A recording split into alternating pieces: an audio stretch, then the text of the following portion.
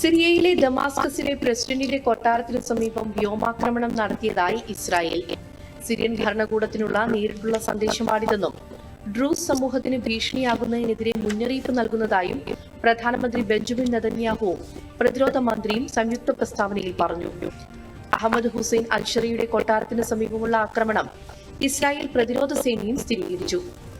അതേസമയം സിറിയയിലെ ഡ്രൂസ് സമൂഹത്തിനെതിരെ നടന്ന ആക്രമണത്തെ അമേരിക്ക അപലപിച്ചു. ആക്രമണം അപലപനീയവും അസ്വീകാര്യവുമാണെന്ന് അമേരിക്ക പ്രതികരിച്ചു. മ്യാൻമറിൽ വീണ്ടും ഭൂചലനം. റിക്ടർ സ്കെയിലിൽ 3.4 തീവ്രത രേഖപ്പെടുത്തിയെന്ന് നാഷണൽ സെന്റർ ഫോർ സീസ്മോളജി അറിയിച്ചു. ഇന്ത്യൻ സമയം പുലർച്ചെ 1:30-ന് 30 കിലോമീറ്റർ ആഴത്തിലാണ് ഭൂകമ്പം.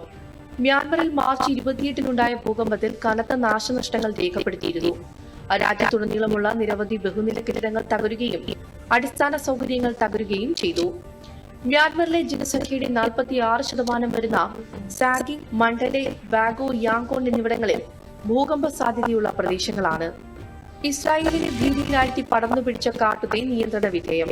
2 ദിവസം നീണ്ട കടുത്ത പരിശ്രമത്തിനൊടുവിലാണ് തീ നിയന്ത്രിക്കാനായത്. ജെറുസലേമിനും ടെൽഅവീവിനും ഇടയിൽ 20 ചതുരശ്ര കിലോമീറ്റർ ചുറ്റളവ് കത്തിനശിച്ചു. ആളപായമൊന്നും ഉണ്ടായില്ലെങ്കിലും തീ അണയ്ക്കാനുള്ള ശ്രമത്തിൽ 17 ഫയർഫോഴ്സ് ഉദ്യോഗസ്ഥർക്ക് പൊള്ളലേറ്റു. ഏകദേശം 30 മണിക്കൂറിന് ശേഷമാണ് കാട്ടുതീ നിയന്ത്രണ വിധേയമാക്കിയതെന്ന് ഫയർ ആൻഡ് റെസ്ക്യൂ സർവീസ് അറിയിച്ചു. ഇസ്രായേലിന്റെ ചരിത്രത്തിലെ ഏറ്റവും വലിയ തീപിടുത്തങ്ങളിൽ ഒന്നാണ് നടന്നതെന്നാണ് റിപ്പോർട്ട്. പുതിയ മാർപ്പാപ്പയെ തിരഞ്ഞെടുക്കപ്പെടും വരെ ഉപയോഗിക്കാവുന്ന സെഡെ വക്കാൻഡെ പ്രത്യേക സ്റ്റാമ്പുകൾ പുറത്തിറക്കി വത്തിക്കാൻ പോസ്റ്റ്. വെള്ളിമേഘങ്ങൾക്കിടയിൽ 3 മാലാഖമാർ പാപ്പയുടെ താക്കോലുമായി നിൽക്കുന്ന ചിത്രമാണ് സ്റ്റാമ്പിലുള്ളത്. ഈ മാസം 7-ന് ആരംഭിക്കുന്ന കോൺക്ലേവിൽ പുതിയ മാർപ്പാപ്പയെ തിരഞ്ഞെടുക്കും വരെ സ്റ്റാമ്പുകൾ വത്തിക്കാനിൽ ഉപയോഗിക്കാം.